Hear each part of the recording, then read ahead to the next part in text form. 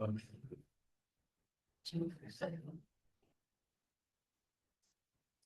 wait a half a minute. It's 3:40 now. Look, it's 4 o'clock. Okay. Hi, Leslie. Hi, Brendan.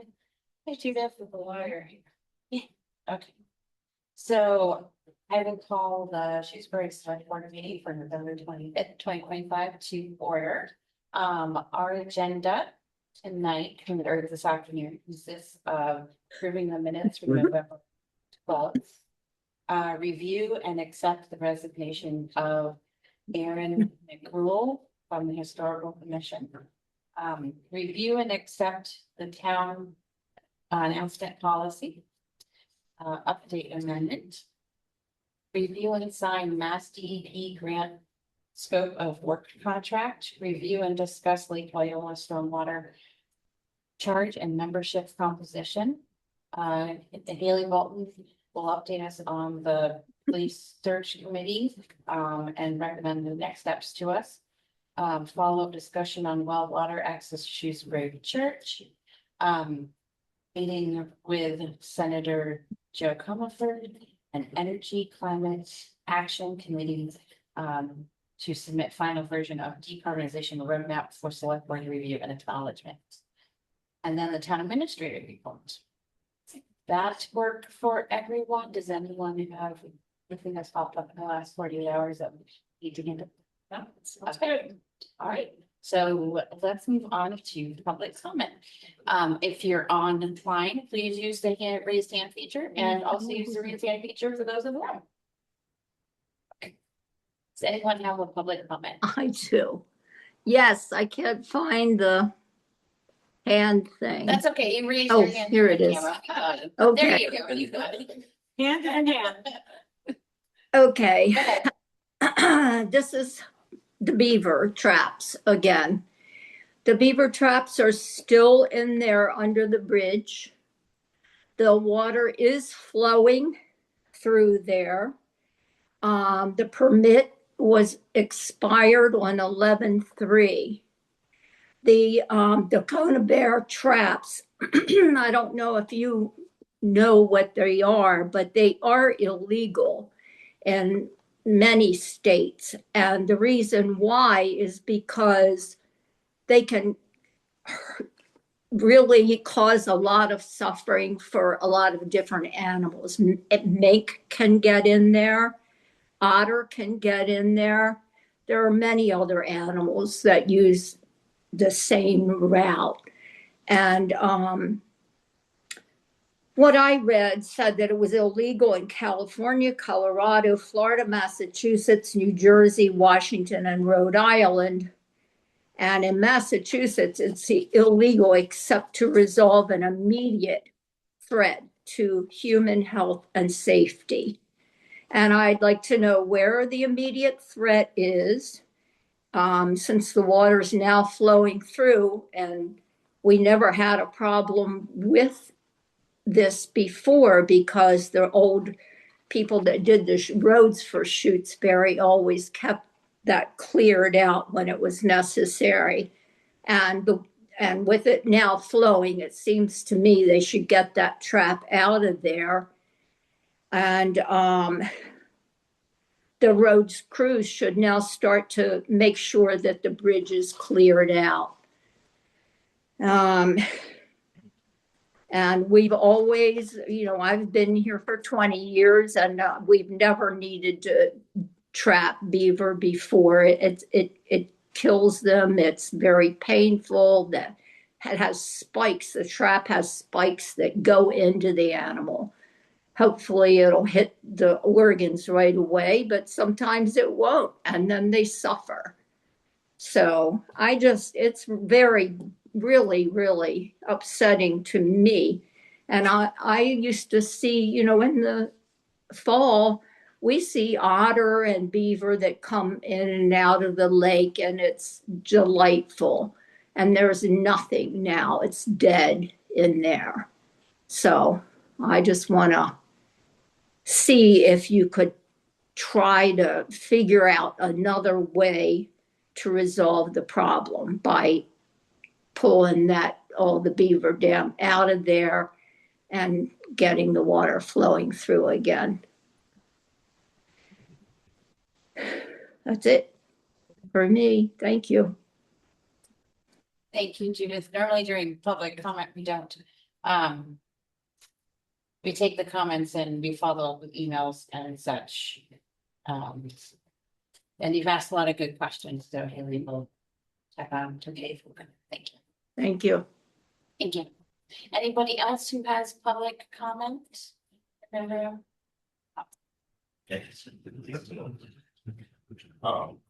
I'm doing this because I've noticed it's hard to. This word. When people are online. I just wanted to say thanks as always for taking public comment. And I have kind of an echo for what we just heard. And so I hope it's okay that you're gonna just repeat that you just heard. But I think I'm making a plea mostly on behalf of the creatures that can't tell us things like the beavers and possibly other creatures like the otters, muskrats, or mink. And that plea is to stop the trapping. The conibear trap is more or less immediately lethal. It can take time and be a suffering death for the animal. But even the cage traps end up being the death of the animal because those, I consulted with some people at Fisheries and Wildlife, just mean that the animal is taken off-site and then shot to death. So any trapping is ultimately lethal trapping. And it seems as though now or yesterday or a few months ago would have been a great time to attack the dam and work on removing the dam so that the water can flow. And so I just wish that we could concentrate more on removing the dam and not on killing off the beavers or other wildlife incidentally. I wish we had some sort of timeline or goal so that we could know when the trapping will stop or what will be the sign that we'll move into the territory of just concentrating on the dam. It is concerning to me that it appears from observations that I have made today that the conibear trap is still in place and that it's not allowed without an emergency permit from the Board of Health. And the only permit I'm aware of expired on November 3rd, even though it is now beaver trapping season and trapping is allowed. That type of trap is only ever allowed in season or out of season with an emergency Board of Health permit. And there has also been some breaching of the dam. I also got word from the Fisheries and Wildlife people that any breach technically requires permission from the Conservation Commission as well. And they have not been formally involved with this current action going on. And so there are concerns about processes in terms of the accurate permitting is in place. But I think my greatest concern is just on behalf of the animals and the environment and the safety of the road and culvert, which would, for me, dictate just concentrating on removing the dam material and letting the water flow. Thank you very much for listening.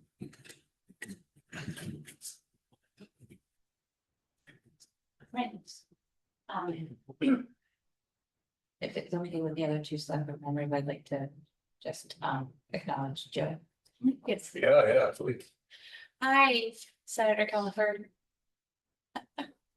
Hi, everybody. Hi. Oh, thanks for joining our meeting. Oh, my We goodness. appreciate that. Thank you so much for letting me come. I just ducked out of Monty's March, and so I got to a computer on time, and I was like, okay, I'm good. I can talk with the great folks in Judesbury, so thank you. Great, thank you so much for coming. We do have a little bit of a meeting going on. And so we have a few things we'd like to talk to you about at some point during the meeting. So if you're able to stay for a few minutes, we'd appreciate that. Sure thing. Yeah, I'll speak with you when the agenda comes up. Okay, all right. So let's move on to approve the minutes for November 12th, 2025. So I'll make a motion that we approve the minutes of November 12th, 2025. I'll second that with one It's my time for my English, but English teacher shall speak. I believe, I think it's the one, too, I think it's the third paragraph that says, overall, his major goal is to acquire a new grader to help smoothen out operations. I think it's smooth out. I don't think such a word is minor point, Yeah. Okay. for sure. Anyway, other than that, that's fine. Well, That's then all those, Smoothie. all those in favor of, approving the minutes as amended? Caroline. Stalker, eye. Make these O'Neill, aye. Okay. And we have, to review and accept the resignation from Aaron McGurl. I apologize if I am, murdering that name, from the Historical Commission. Yeah. So, I'll make a motion that we accept the resignation of Aaron Girl, Historical Commission. Second, all those in favor? Caroline. Stalker, eye. Make peace O'Neill, I and Brennan, thank you for making the thank you letter and having it ready for us. Yes, thank you, Brennan.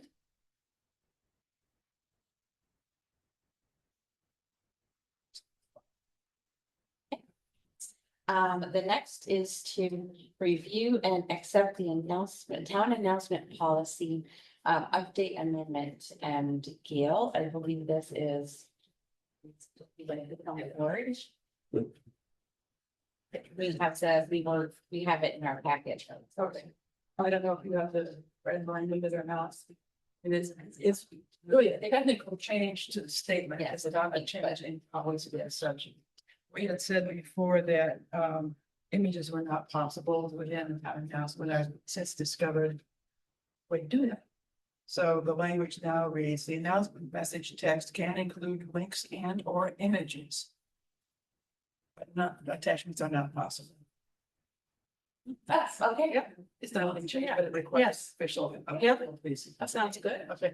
All right, Is that it? That's it. All right. all right. That's it. The policy change because- Okay, I'll make a motion that we amend the town announcement policy as stated. Okay, Second, all right, all those in favor? Farrell, I. Stalker, eye. Make peace O'Neill, aye. Thank you. And the next is review and sign the Mass DEP grant scope of work contracts. So, big thank you to Meryl Mandel, our recycling coordinator, because she really did all the legwork on this, but I got the letter that said congratulations, so yeah, I hear you. Take all the credit. So Mass DEP awarded us about $3,700 for our recycling program. That helps to fund the bags, helps to fund transfer of materials. It's pretty straightforward. I've talked to Meryl, she'll be the one monitoring the grant and, submitting any reporting. And she really just needs the select board to sign off. And my understanding is that this is a fairly routine grant that we've gotten in the past, so. Yeah.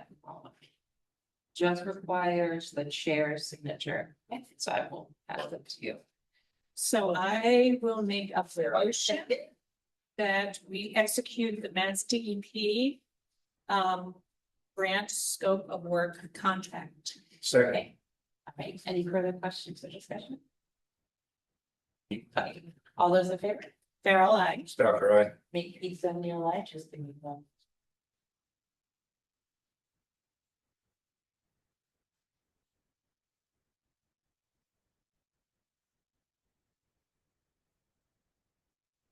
To have the name printed to the judge.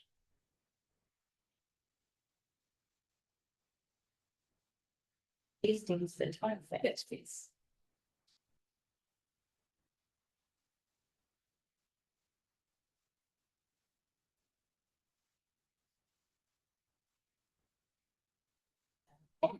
I'll just pile up the stuff here. All right, so the next item we have is to review and discuss Lake Oil stormwater charge and membership compensation.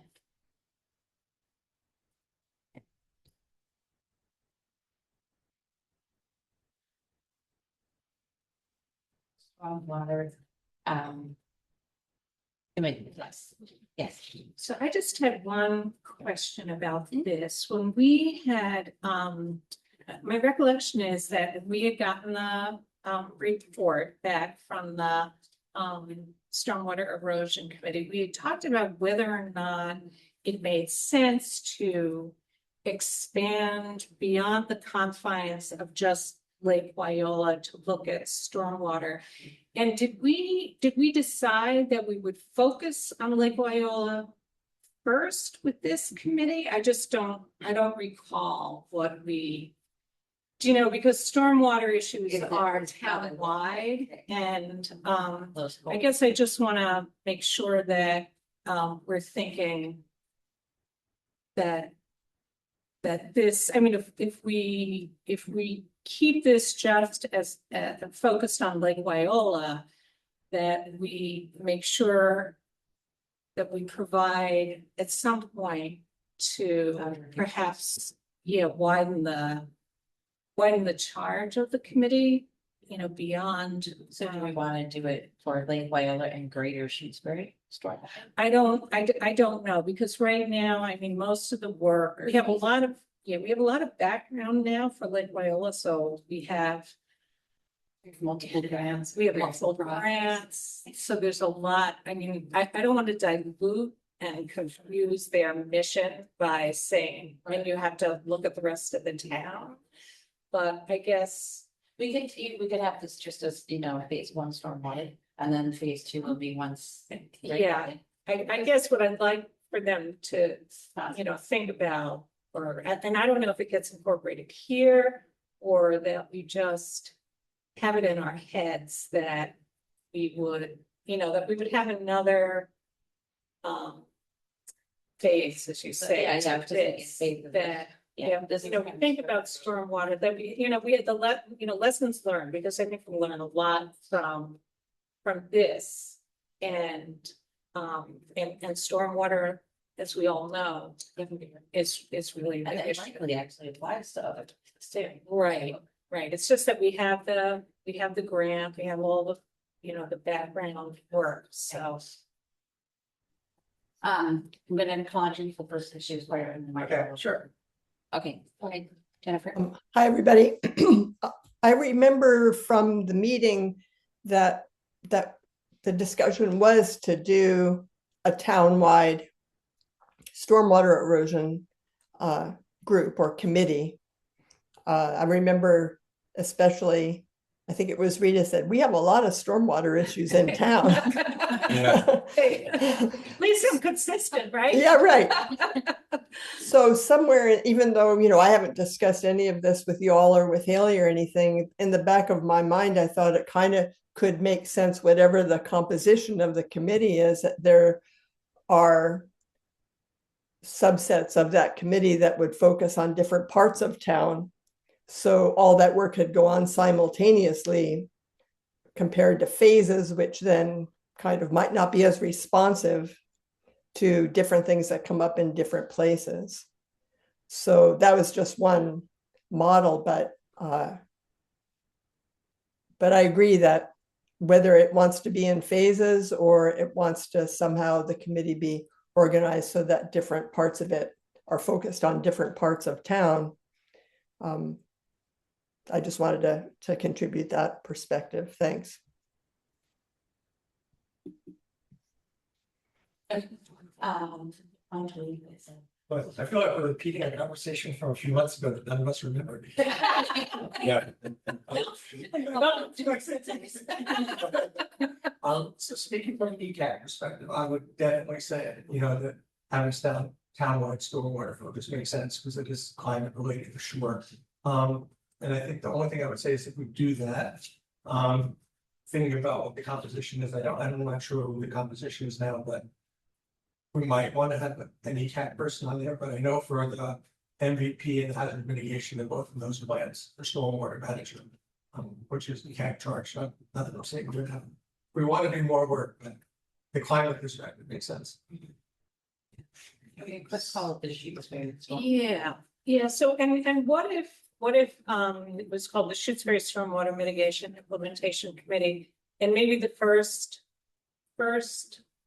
focus is on Lake Loyola because we I have, think so, so that's- Because they're already a little, you're. well, because we have so much work and it's not heavily weighted on. More time sensitive. It's more time sensitive, right, exactly, because we have the grant. Does that make sense, Jennifer? I mean, you worked on the, Yeah, sure. That definitely makes sense. And that was my own kind of personal concern of wanting to be on this new committee, was that the work that we did on Lake Wyola wouldn't get diluted. And, you know, I have a lot of kind of attachment to that work at Lake Wyola. And while we have Senator Comerford here, can I just say thank you so much for the Yeah. support that you gave to our application for the Rural Development Fund. We really appreciate that. So yeah, that makes sense. Yeah, you had a comment. Yeah, I'm just gonna say more of the same. I was at the meeting where it was discussed about doing this new committee and my as well, and I regret not watching the video. To confirm was that it would be a townwide committee. Yeah, I came into right. this meeting tonight wanting to ask, hey, on the agenda, it says like Wyola. I thought it was gonna be the townwide. That's one of the reasons we've used it. Yeah, Yeah. but So she's. yeah, Okay. so, Jennifer raised. Oh, yeah. Sorry, just one more thing. I also wanted to piggyback on Michael's comment that, you know, even if the first phase is Lake Wyola, and maybe especially that having an ECAD climate person on the committee, regardless of what the focus is, seems really smart and important for, you know, long range vision. So I hope that that would be part of the composition. Thanks. so that would, so we could add ECAT. We could, I think we had ECAT, we had Conservation Commission, we had Lake Wyola Finance Committee, Highway Department. So we'd add ECAT, and then we could, we could put language in around that phase one was gonna be Lake Wyola, and then the committee would look at, you know, maybe another area within. Maybe they identify as a couple areas, but maybe like Wales is more high priority or they're going, but what's the next one? The highest priority. Yeah. Then work in those. And then work in those. And then I would think that we need at least 7 members, because I was counting here, and even, you know, the number of people, Select Board, Conservation Commission. Yeah, we need at least seven voting members. So. I think with those changes, it would work. Yeah. And I don't think it's a problem to have at the outset to have somebody from the Lake Wyola Association and the Lake Wyola Advisory Committee on there. Is everybody in agreement, or is that too much? Having a Lake Wyola Association member and a Lake Wyola Advisory Committee member at the outset. Yeah, you character that. Yeah, I mean, maybe it's one or the other. Yeah. Yeah, and I would tend to go ECAC in that case, just because it's. So Town ECAC definitely, Yeah. but is it Lake Wyola Association or Lake Wyola Advisory Committee? Next Jennifer. Oh, you're muted. I would make a strong argument for some rep from the Lake Wyola Association, mostly because they have all the authority and information on things like culverts, things like road maintenance costs, the history of road erosion, drainage problems, whereas LWAC is, and you know, they have Lake Wyola Association representation, but they're not as intimately knowledgeable, nor do they have responsibility or authority for implementing anything. We did have we had two members from the association on the task force. One was a liaison to the board of directors. She's willing to serve again. And another one is someone who's on the roads committee, who's super knowledgeable about everything that the mechanics of, water flow and drainage. And he also is really committed to doing this work again. And they'll also add, we had a Concom person on our task force too, and he's interested to serve again. So, I mean, I have individuals, I think I hear you're setting up roles and organizations, but if you ever get to individuals, I can give you all some names. Okay, great. So let's do that. Let's take out the advisory committee is also representative too. Just leave in the Lake Wyola Association as and using them. So add CAC. Yeah, and advisory phase 1 and change the town. Yeah. Yes, and how many members that leaves us? So this is 7. 7, that's good. Yeah. I think that's great. Do we want to see it again, or do we want to vote as amended, or? I'm good with that, it's with those changes. Yeah. Okay, so do I hear a motion to approve the now Shrewsbury? The Shrewsbury, Stormwater Mitigation and Implementation Committee. as amended. Oh, second, yeah. I'm just wondering I'm wondering what the acronym. Oh, yeah. It's got to be SMIC, SMIC, Yeah, the world of acronyms. the SMIC committee. Yeah. SMIC. I like that. All those in favor? Farrell, aye. Stalker, I. And Peace O'Neill, aye. All right, great, get that one done. So, so the next step would be then you would solicit applications from We'll put folks. out a time announce and we'll put it on the website. So people who are interested can submit an application. Okay, great. I've worked well for another meeting too, so great. Yeah. Moving on to Haley. You're gonna give us an update on our lead 13. Well, okay. So first I wanted to start by kind of looking backwards and talking about our process and the overview of what we've done so far. So the representation of the search committee is Council on Aging Representative Mary Jo Johnson, Melissa Makepeace O'Neill for the select board, Kathy Salvador represents the personnel board. We have Amherst Police Chief Gabe Ting, and we have several community members, John Hersey, Andrew Reagan, and Kelly Searcy, and myself. So we first finalized the charge all the way back in July, late July, posted it on August 18th. First meeting of the search committee was September 22nd, and we met twice in October to kind of go over the candidates' questions that we wanted to ask. And one thing I do want to say is that the committee has been really diligent in its charge. Everyone has brought something to the table. Everyone has been really engaged in evaluating people's resumes and coming up with really thoughtful questions that kind of were a little bit that pretty deep, I think, for a first round interview. And everyone, worked really well together. It's been very harmonious, which doesn't always happen on search committees. So initially we had 9 applicants, and then we've interviewed 4. And I think I was a little over ambitious when I thought I could do all the reference checks by tonight or tomorrow. And so I have not done that. And my update is just that I think the committee needs more time. We need to meet again to kind of go over the reference check portion and just come back together, because this is an important decision for the town. So you're gonna go back to the committee and finish reference checks. Yeah, so I just wanted the select board's approval to kind of go back, so we can finish that, so that by the time we bring forth our finalists, we have everything done, so you've got a complete package to look at.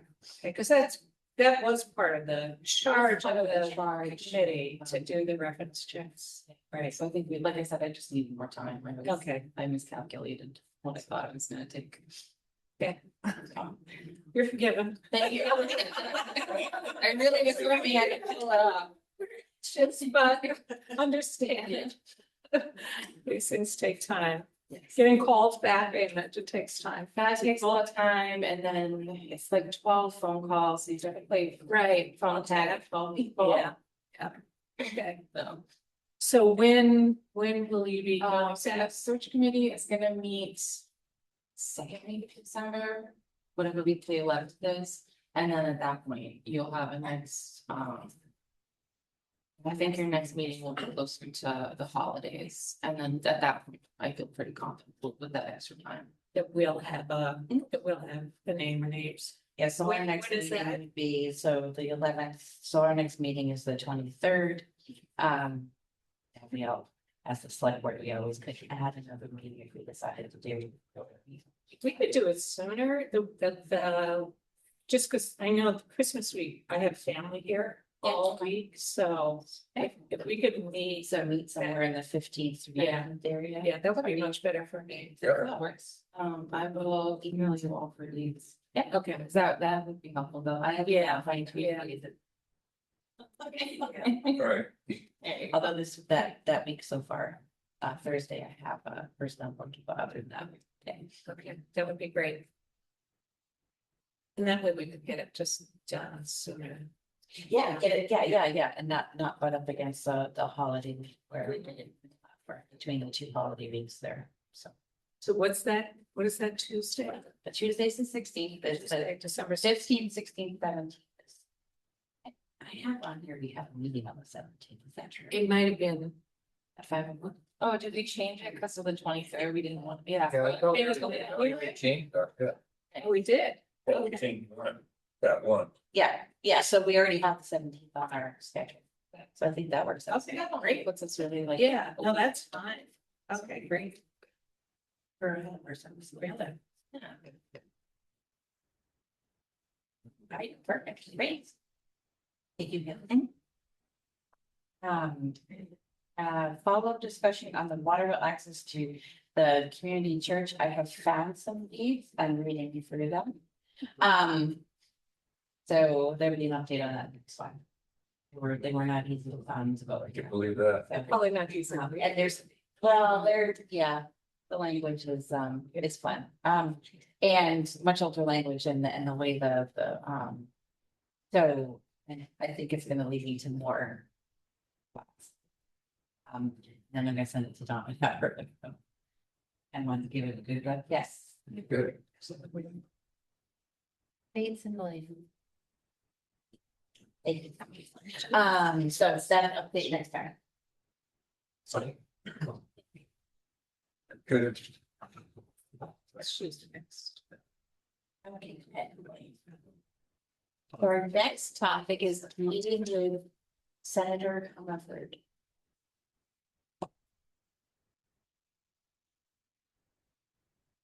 Hi, everybody. Hello. Again, thank you for joining us tonight and being part of our meeting. We Well, appreciate that. It's very kind of you to make time, and thank you so much for allowing me a moment with the select board. Great. So we'd also like to thank you for everything that you've done for the town of Shutesbury, and trying to get things moved forward at our library. Thank you for your help with our new library. That's exciting. The lights are on at night. You can see a little bit in the frosted windows, so we're all excited. So About that. exciting. I drove It is past the exciting. other day and I was like, oh, there it is. It's so beautiful. That's good. It is. It's been I think for everybody to watch it kind of go from the land to what it's becoming is it's been neat. Every day there's a change of some sort. So it's been great. And enjoyable. There are a few things that we would, like to bring forward and just reminders of some of our concerns and such. But before we get into that, is there something you wanted to talk to us about, or are you? So I do have a list, but why don't we go with your items first, and then I'll just tick off my list. And I can just run down at the end. Okay, yeah. So I'm delighted. And let me just say first, besides thank you, and I really do thank you for letting me join you. I will say that I do know that local service is the hardest service of all. It makes, federal and state look like Cupcakeville. It's the truth. And I do know that, and I appreciate your service. And I do know that my job is to try to make things a little bit easier for you. And, you're the beautiful community of Shutesbury, knows no end. And it is really an honor to serve you. And, every day I'll try to do better. And you'll help me do better by holding me accountable. And you certainly have great constituents who hold me accountable all the time.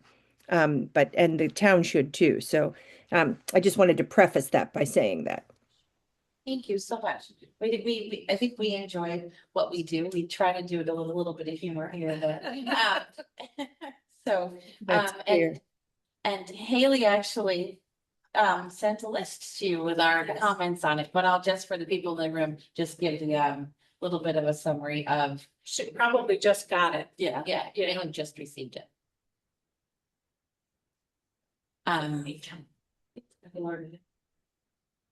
So I'm just gonna, just a quick brief thing, we had, in our thing we just sent to Joe, we have said, talked about our support for the watershed bill with the Quabbin watershed bill. And the deed for school funding, which is, an ever need that we have on our list. And also the work and around the Eversource and National Grid cutting plan, and the sensitive to the environmental areas that we're all concerned about in our communities and the watershed related to those things and environmental impact.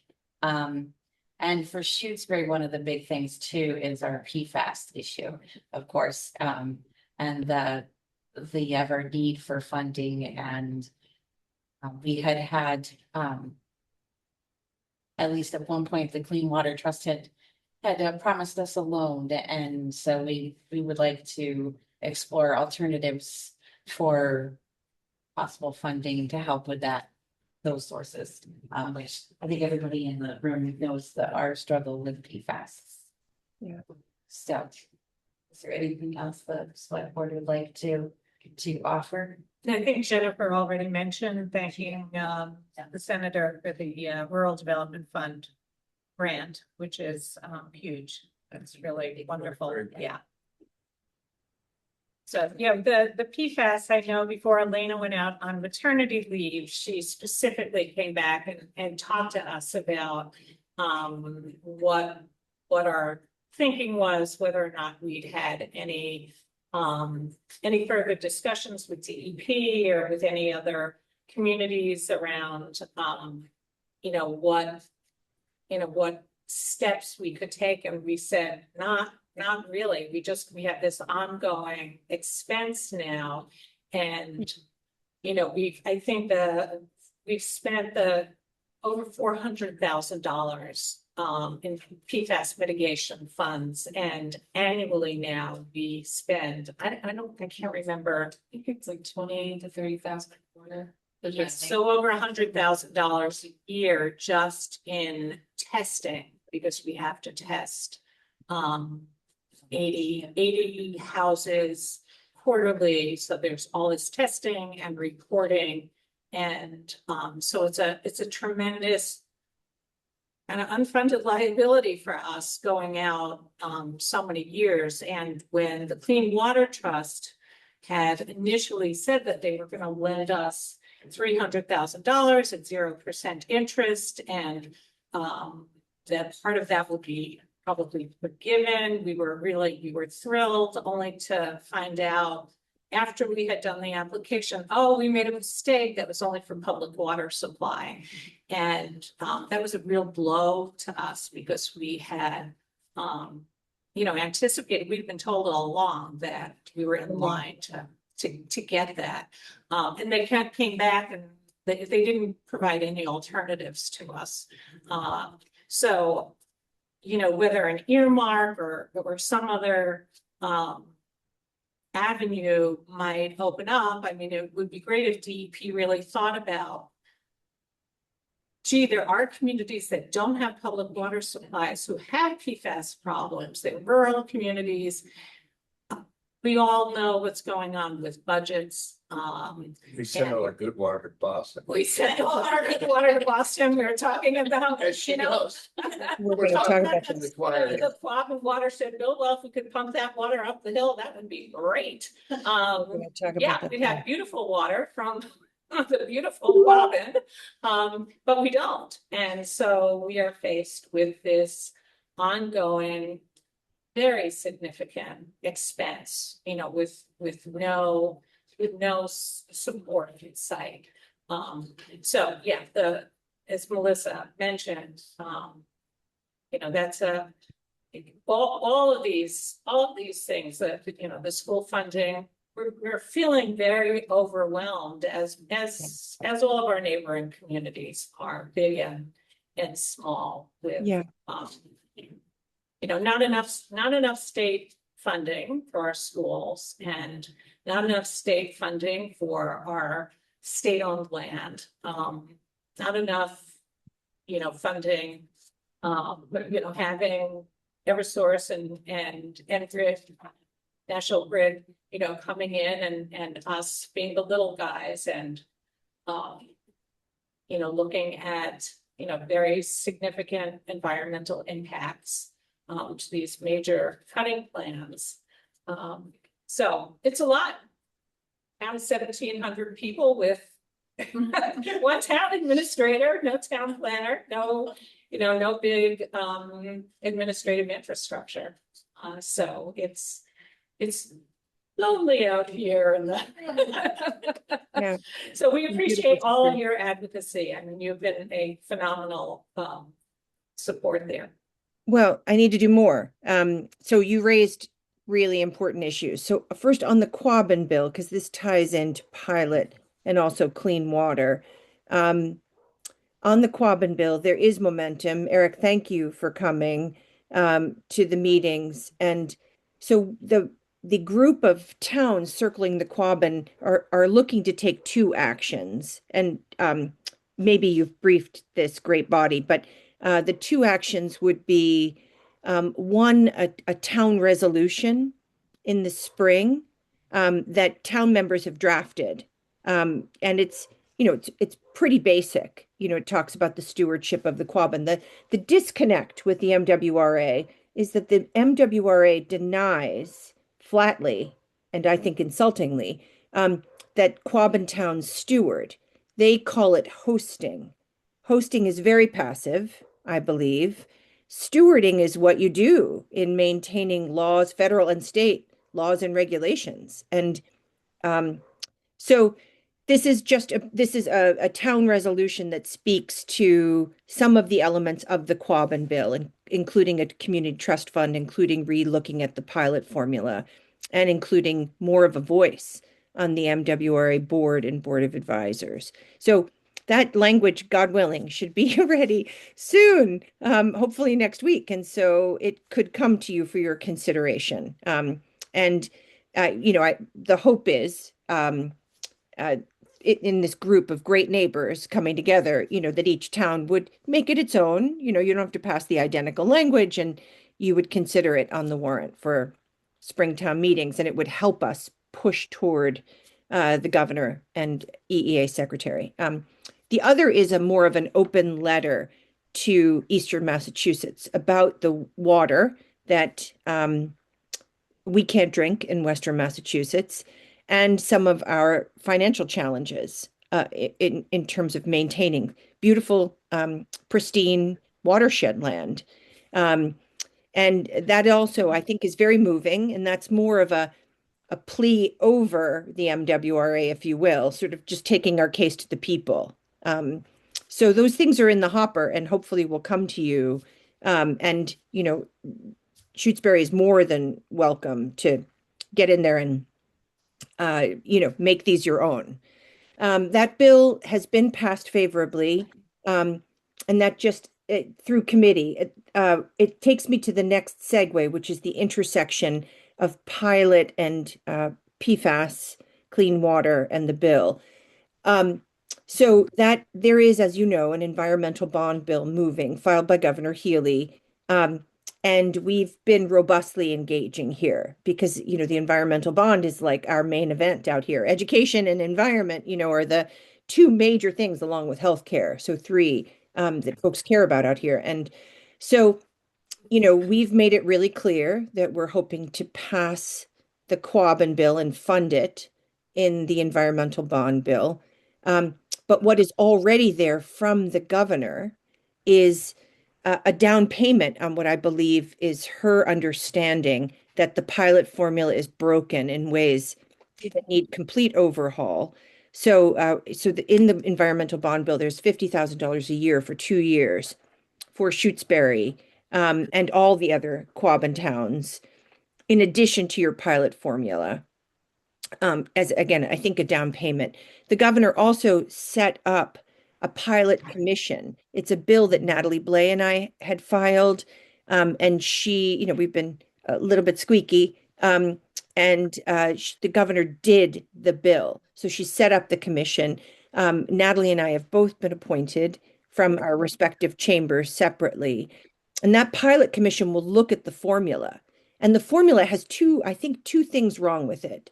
You may think there's more things, but one is the algorithm, right? That doesn't really, asks Shutesbury's land to be keeping pace with the growth, for example, of Nantucket or Cambridge in terms of state land. And if you don't get that state average or higher, then you're penalized, right? That's horrible.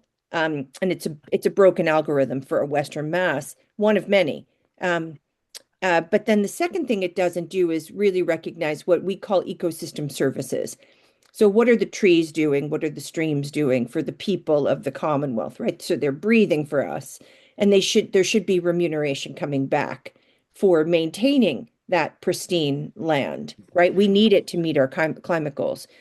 So I'm excited about this pilot commission. I think it's going to be hard, but it's what we need out here in part. And then in terms of PFAS, boy, I know you were so bummed about the Clean Water Trust. We were so bummed. So we've been, thanks to your good advocacy, speaking with our friends at EEA. We, like you said, are not coming up with a decent way forward. So this will be a source of my own earmarks in the environmental bond bill, will be money for Shutesbury. So that's something, that I would hope you would imagine. I would think that, and I do think that. And so I will be putting in an earmark for Shutesbury, but I actually hope to do even one step better, which is I hope to work, and we've already had these conversations in the Senate.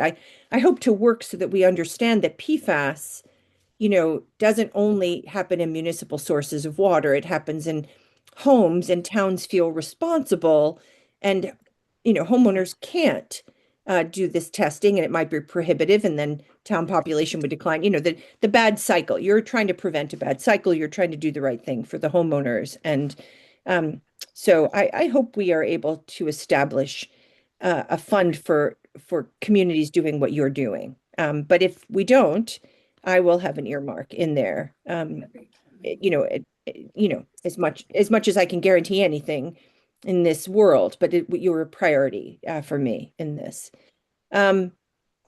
With regard to education, I totally am with you that the education funding formula is broken for rural schools and low and declining enrollment schools. Just one thing to bring to Shutesbury's attention is that there is a local contribution study moving now. So as you know, the education funding formula is two sides. It's what Shutesbury gets, but it's also what the state says to Shutesbury that you have to pay. And that formula, which is called target local contribution, hasn't been opened up in 18 years. So my son wasn't born 18 years ago, and he's about to graduate from high school. That's how old this formula is. And so we were able to work in the Senate to get it opened. We are hoping that communities will write to DESE So this is something perhaps the select board can take up. And write to DESE about the financial agony of rural schools. And I can send, we've sent a couple of emails about it, encouraging participation. I can resend that. And it doesn't, you don't have to be experts in the algorithm, which is broken. But you can say, look, we can't fund our schools, and it's impossible for us to be able to do this. And so that is open. That is good. It's not the whole thing. We need a foundation budget review commission, right? We need to reopen the entirety of Chapter 70. We also have to pass the rural schools bill that Rep. Blay and I have, and we have to fund rural schools at a much more elevated amount. So any kind of advocacy Shutesbury wants to do, again, I know you're jammed, but it would be worth doing in the education space. There's lots moving. Rep. Blay and I were out at a Mass School Committee and Mass School Superintendent Conference in Hyannis where we spoke. Mass School Committee and the superintendents have taken a position. It's like an SOS position for rural schools.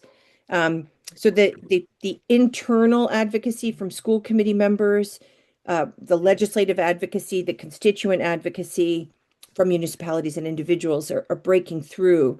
It can't come soon enough. I know it's completely unworkable. It's an abomination, and we have to change it. So it is, again, these issues that are Shutesbury's issues happen to dovetail with my most urgent work. So I promise I won't let up. And then on Eversource and National Grid, I just want to say that Michael DiChiara has been like a godsend because with Elena's out on parental leave. We love Elena, and she's just had a little baby girl, and so, my ability to track all of these things, is just so much bolstered by people like Michael. So we have submitted pretty robust testimony on the Eversource line, which was due. And speaking, channeling the testimony we've received from towns and from individuals and from planning commissions like PVPC and FERCog. And I think we're going to try to, I know there's a National Grid meeting being scheduled.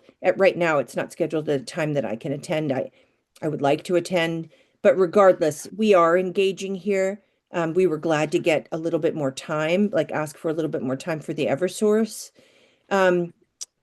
comments, because it was coming too much in the summer, right? It was just not going to be workable for people to be able to comment. We did receive a mountain of testimony. I don't know how MIPA could see it other than a mountain. If I only got CC'd on 50% of what they got a lot of things. And maybe I got even a smaller fraction than that. So great organizing on the part of the communities.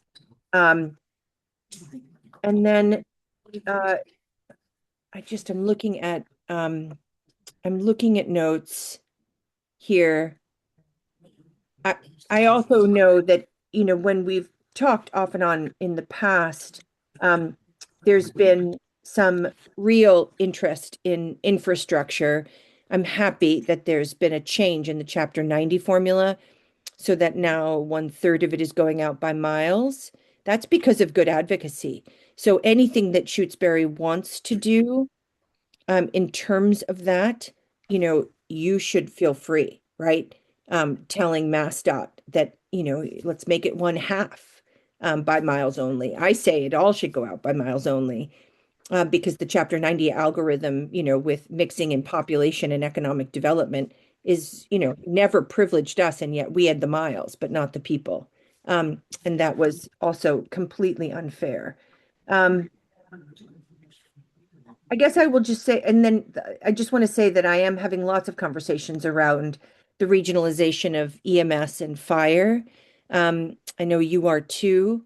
So I just had a meeting with the Collins Center because you may know this, the Collins Center is working in your region, and it's working up in the Leiden Bernardston area, and then it's working over in the Northfield Irving area. And, so I'm talking to Linda Dunleavy about a much, much, much more robust picture, and bringing out state agencies to really talk about this. So as we do that, there are a number of other things that fire services have asked, like moving ambulances under EOPS and out from under DPH. If you've heard those conversations, I am for those conversations. I believe that there's every reason for me to want to make it easier for communities to get first responder services working. We're also working with GCC on the paramedic EMT. So one of the things we worked on after Free Community College was to make the first certificate course that was offered, not a BA, but the first certificate course, make that EMT and paramedics. And so I'm glad to have been able to work on that and push that through. And hopefully over time, the classes offered at GCC will be useful to the region, but only if we can get folks trained in ways that allow them to come home to communities and work solo on an ambulance. Unless we do that, then there's always going to have to be this need to train someone up when they come home. And so we are, we're pressing on that in this sort of bucket of tweaks that we can do to help get not only free training, and I will keep that up in this budget, but training that really works for, really, really small communities.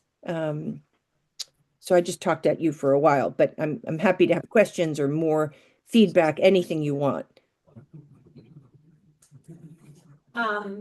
Just a couple of comments. I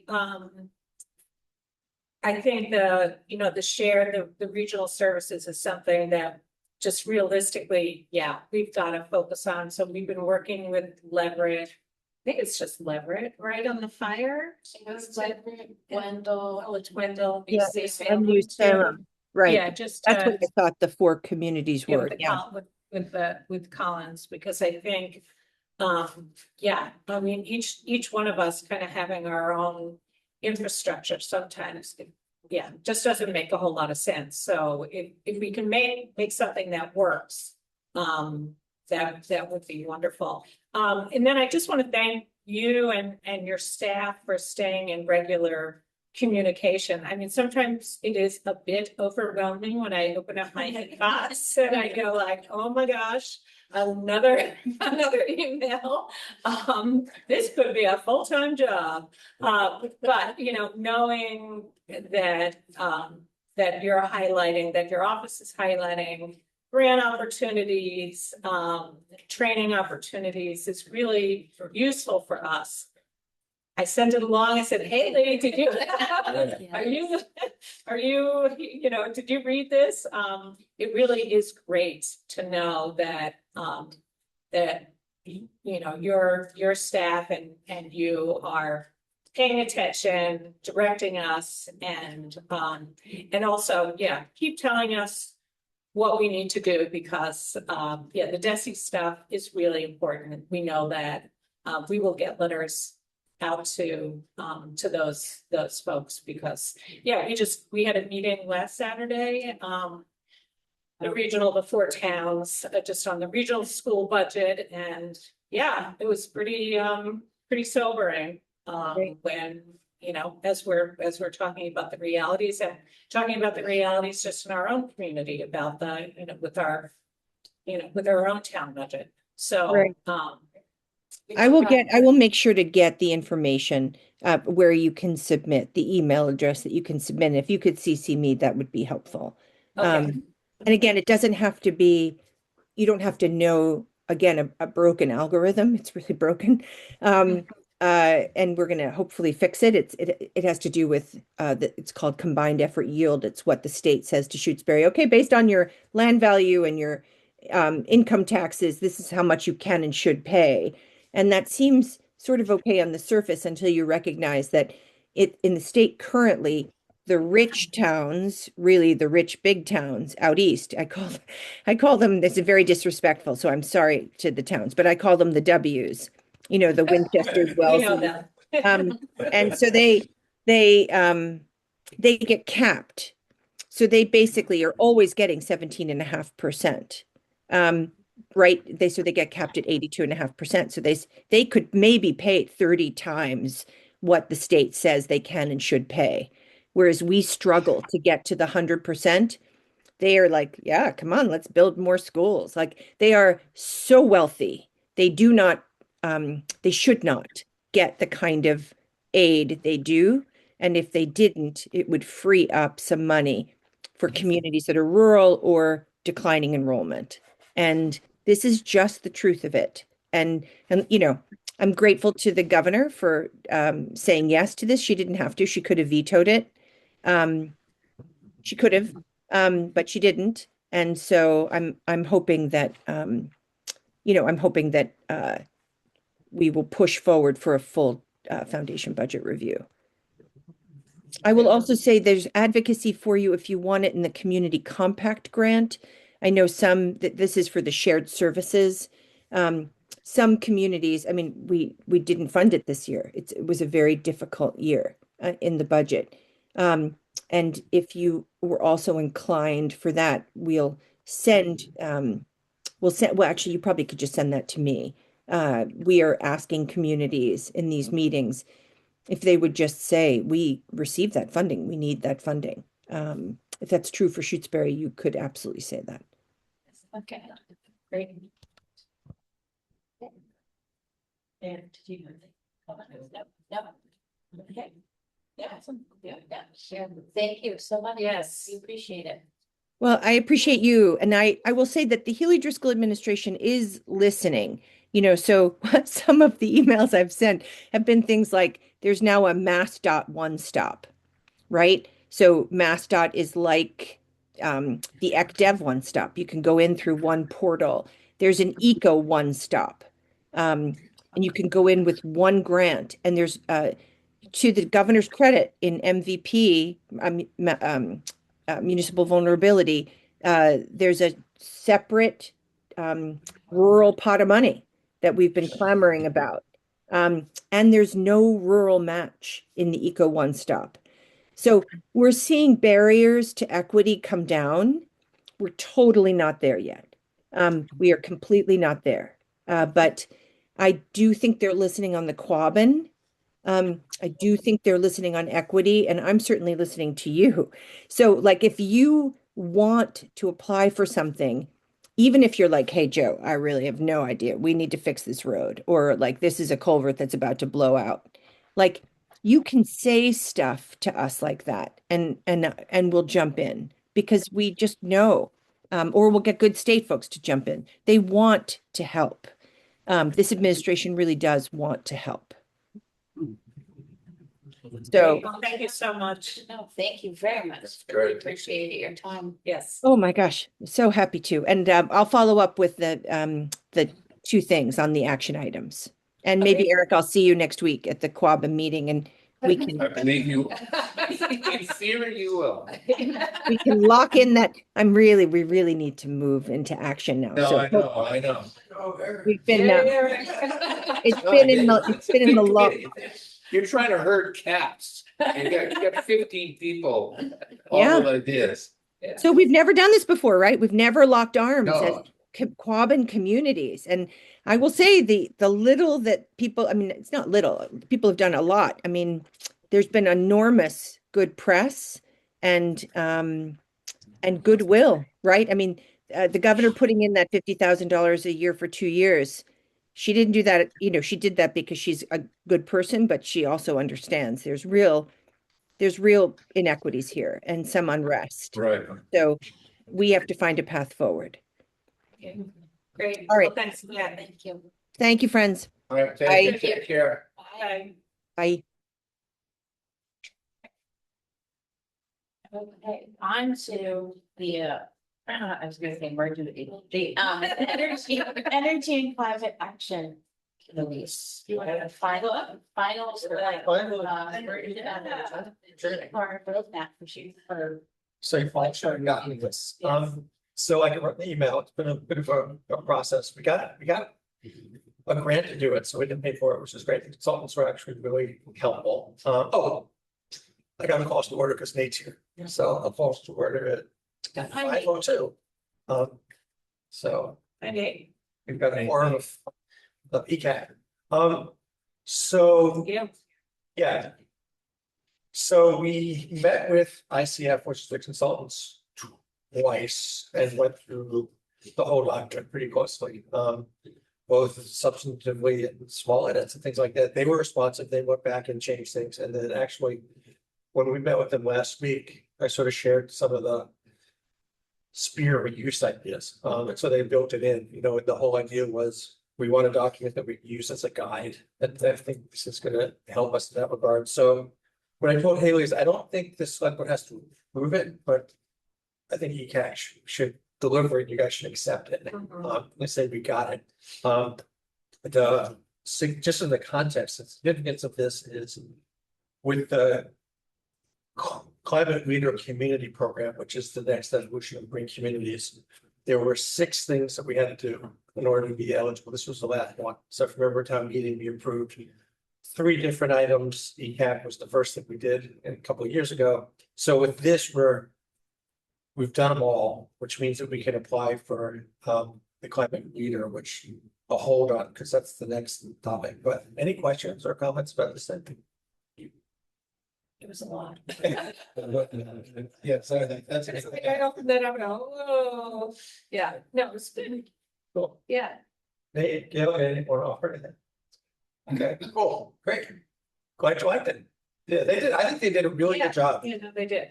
And you know, I will sing out the praises of the buildings committee because the sources for this were the buildings committee inventory, which they did. And then this summer doing the site visits with all the municipal buildings and then sort of looking at the MEI, which is the Mass Energy Insight platform. Those are sort of the 3 inputs. So it's really pretty accurate. And we've had a good collaboration. Frank joined on the last call in terms of looking this over. So we're collaborating going forward. No, that's great. So if you're good with this, I'll shift to the next steps. Yeah, sure. Okay, so Climate Leader Community Program, I mentioned this to Rita last week when we spoke. One of the nice things is that there's potential grant money there, significant, you know, because if we're able to have that status, then we can apply for things that are climate energy related. And that's good money. The other nice thing is there's not that many communities in the pool yet. So unlike, you know, the more communities that get in, the less money gets distributed, we're sort of getting left by the wayside. But right now, it's just as a window, so we're good. I think we might be the 3rd or 4th Western Mass community to get this. Ashfield was the first. Yeah, Amherst won. I think Hadley's in the mix. But it's still good. So And separate from the green community, so there's money under green community. Right. So I was trying to figure out, are they separate pots or are they coming out of? both programs are coordinated by the Office of Green Communities, which is Okay. maybe why it's Okay, confusing. yeah. And then there are 2 sets. Okay, But my sense is that there's gonna be this shift to the climate leader stuff because there's so many green communities that really sort I of the see, the right. visionary, the aspirational stuff is climate. climate leaders. And yeah. so that's the direction we want to go. Yeah, I was just going to jump in real quick and say that I think that once you achieve climate leaders status, you get priority I for see. that more general pool of I see. grant money. Yeah. Okay, so so you wouldn't like apply under both sets, you would just apply under as a climate leader community, and it's like, it's higher, it's more money, right? I don't know. There could be 2 pots. I mean, I'm not sure. I haven't looked at the climate leader Yeah. stuff except Okay, just browsing through, but you know, they might come up with yeah, their okay, different thinking. And that's we're in a better, so Nate's point would be in a better position to get money yeah. for the projects we need. And if there are fewer, it's a smaller number in Western Mass, it always serves you well when, you know, you're not competing. They like to have a regional representation, so, yeah. Exactly. that's, So the next step is we have to apply. I looked at what I think is the application yesterday on the Green Committee's website platform. And it's pretty straightforward. Originally, I thought there might have to be something that's written. I think I just have to attest to the fact that we did all 6 things and what the dates are, and maybe upload them. But, what we were thinking, the deadline for applying is December 31st, so we can just probably do it next week or two, but if you all would consider allowing Haley to do the submission on your behalf, that would facilitate, so we'd have to come back and get your permission later. Yeah, it's fine. Do you want to vote on that? It probably makes sense. Yeah. So I'll make a motion to authorize Haley to apply to be for the official climate leader Certification. certification. Sorry. All those in favor? Sarah, I. Start right. Vicky, so do that.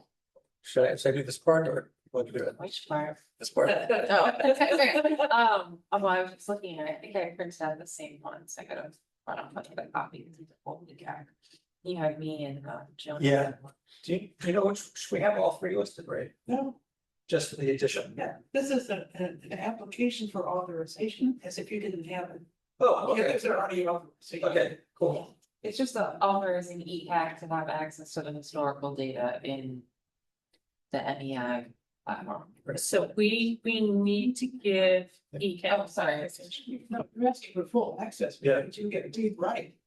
Yeah. Yes, So in order to apply, you have to go on their website and log in. And so right now, the town administrator and then Joan Hanson has access because she's putting in the data. right. But what I was thinking was that I can go in and do all the input and then it saves and then Haley can go in and push submit. But I can't do the adding information right now because I can interview only.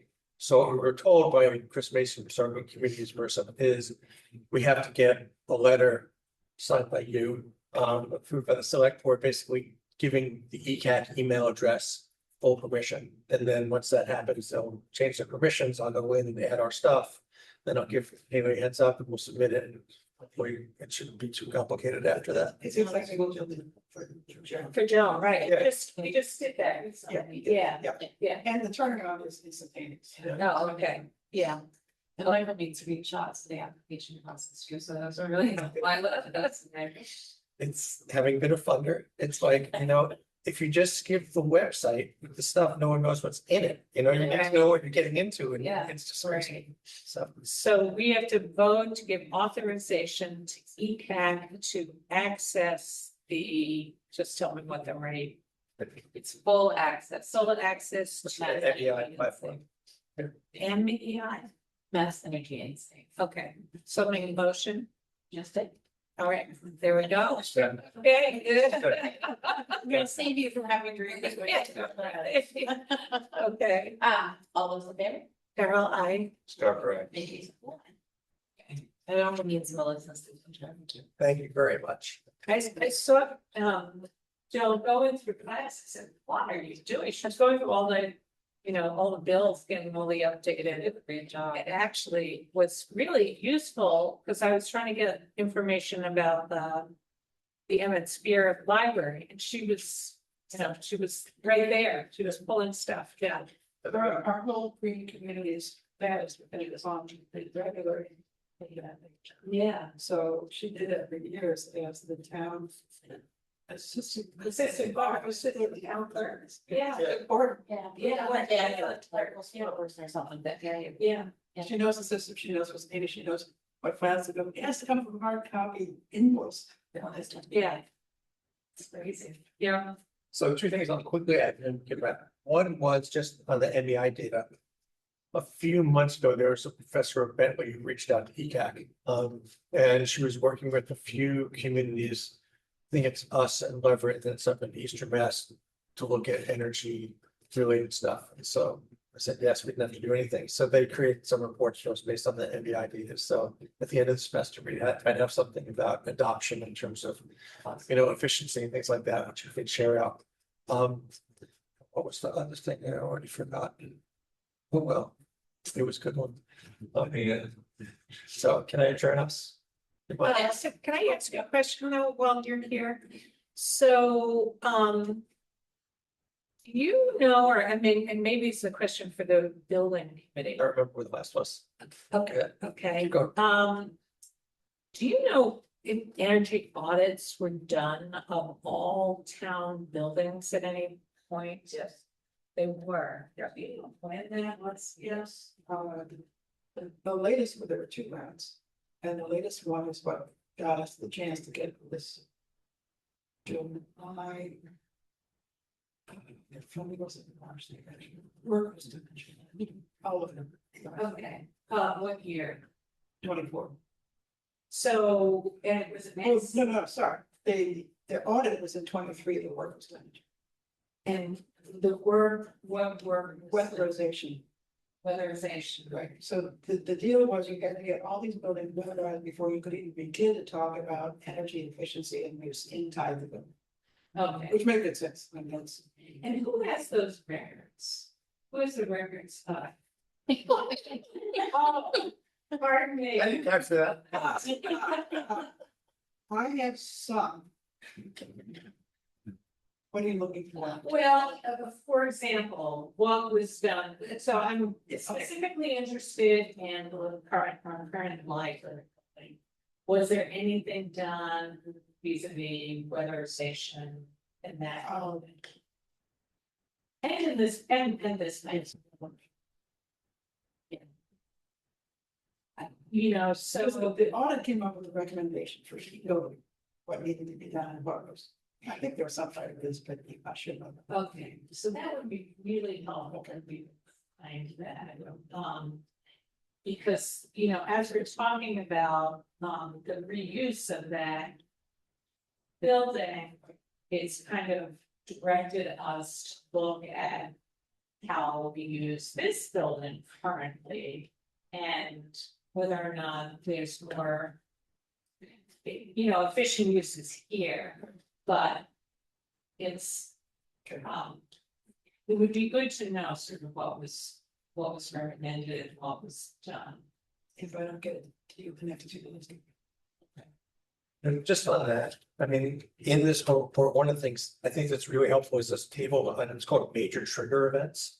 And so the way they approached it, which I think we all appreciated, was this is a lot. It costs a lot of money. You got 25 years to do it. So do it at major milestones. So looking at the aging of boilers or things like that, and sort of sketching it out. And the thing that the change, one of the changes we made last week after, you know, talked to Rita about the reuse was this whole timing of things. So it might be that if we, you know, whatever gets determined to be a use for the current Sphere building, we might have a need for it. And then we're going to say, where do we get money? And so presumably the climate leader program funding, just like MVP was saying, is it in your plan? Did you discuss it? So we built it into the plan to say, this might be coming. So even though those, you know, the biggest user of energy is the school, you know, so what they were saying is if you're going to do stuff, you know, really bang for the buck is to do the school. But timing wise, we might trip over the Sphere before. And so, but that looking at the trigger thing, I think is really helpful, just sort of understanding. We intentionally wrote it that way, just so that we can refer back and, you know, be able to back ourselves up if we have a claim about we're doing the Sphere, we don't have any money. My initial point that I forgot was just, if you note there, we had discussions, we started calling it the Edmund Sphere building as opposed to the library, because. Yeah, that's good, just to start that change. Yeah, Yeah, so. yeah, okay, good, thank you. Cool. Sorry for. Oh, that's. Nate, you don't have anything else, do you? Yeah. Okay, anyone move to adjourn?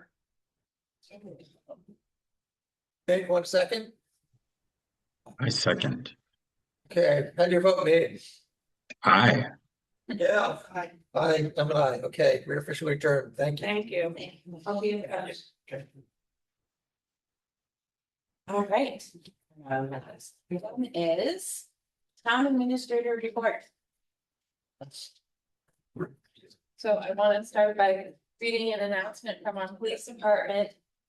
It's the first time in many, many years, but they have partnered with a whole list of agencies, the elementary school, the fire department, the athletic club, the library, the community church to help families this holiday season. So there is upstairs a community giving tree. We wrapped the ribbon this morning around it. And the idea is we will be soliciting members of the public to say, you know, how many kids are in your family and what might they want for the holidays. And then there'll be a period of time in which members of the public can, you know, take a list and fulfill those needs and drop it off at any one of the organizations that I just mentioned. And so there was a town announcement set up today, but for anyone who didn't read it, if families are interested in participating, all they need to do is, there's a number of options. You can go to the Shutesbury Friends of the Shutesbury Police Department Facebook page. You can request a paper copy through any of the partner agencies. You can reach out directly to any partner agency. And then there's also a link that I think will be on the town website. So there's a number of ways that individuals can reach out if they'd like some extra support this weekend. And if folks are interested in donating, gift lists will be available after December 5th. And those will be here at the town hall. Folks can fill them up and then they would just need to drop off the donations by December 19th. And So will it be anonymous for the families? yeah, totally confidential. Yeah, okay. We're not sharing any personal identifying information. It's kind of be very similar to like adopt family Yeah. programs. And if folks have questions, they should just reach out to our acting police chief, Devin Pelletier, by email. Okay. Yeah, so great. A nice thing to do. Yeah.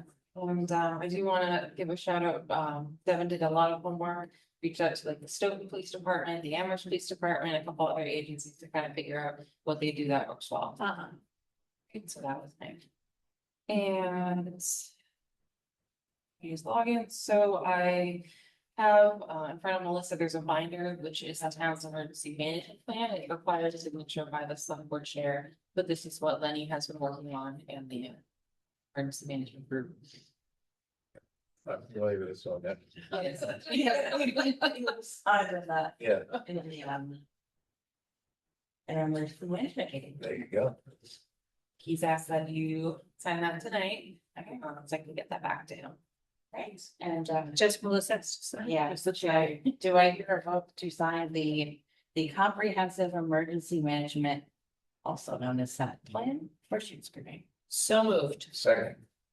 I should say updated. Updated, yep. Okay, all those in favor? Carol, I. Dr. I. Lisa Neal, aye.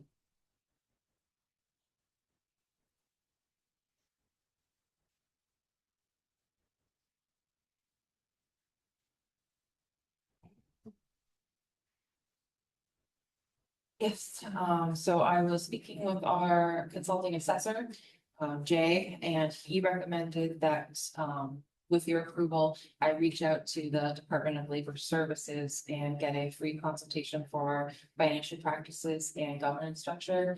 They'll come in and look at our history and talk about how might we improve things, you know, based on what we're doing now. So I would definitely to pursue that. He said that Belchertown, where he currently works today, fairly recently, and it was really helpful for them. Did we do that a few years ago? Yeah, we had a pretty tough, FERCog did something. yeah, they did it for us. They did Bert have it? What was No, we it? hired some guy through, well, it was pretty compact money, we applied for it. We got it back. Yeah, Joe. Joe, And Joe. yes. Yes. So. They would look like time, 8 years ago. Carrying. Yeah.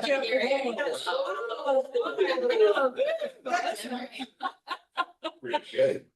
So just do it an update. If it's been that long, I think it's reasonable Yeah. to do an update. Yeah, it was. Yeah, well, we can give this guy, work, It was before you two were on the select board.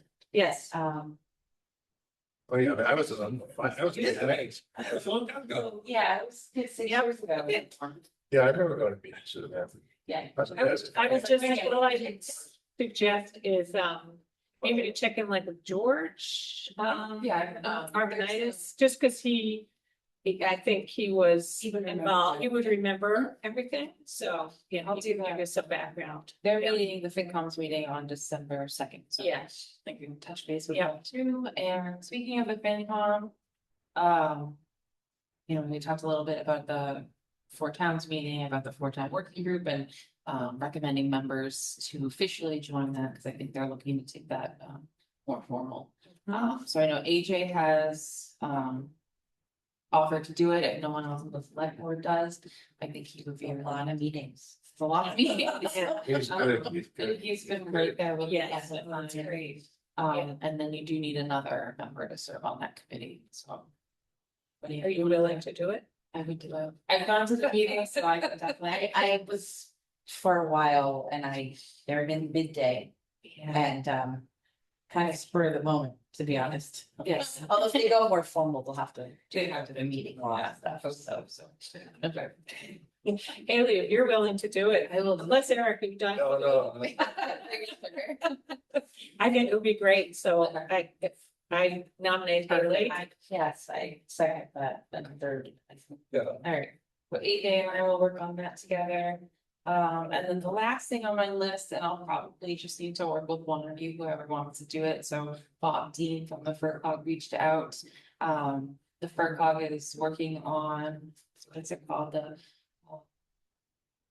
they have a name for it, but it's basically looking at what are town's priorities. You know, if we were looking for additional support from the FERCog, whether it's grant writing or something else, what would we want our instant prioritize?